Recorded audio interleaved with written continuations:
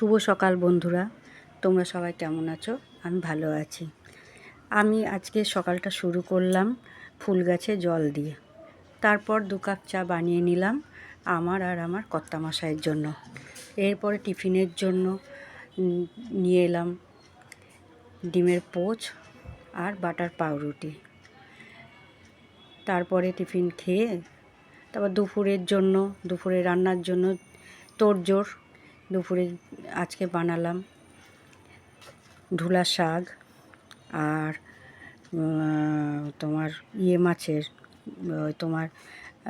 ঢুলা শাক আর ভোলা মাছের ঝাল আর চাটনি, আর বিশেষ কিছু বানাইনি।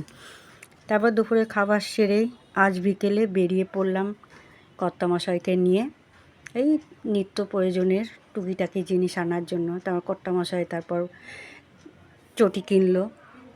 তারপরে ফেরার পথে ছেলে মেয়ের জন্য এগরোল আর চাউমিন নিয়ে বাড়ি ফিরলাম।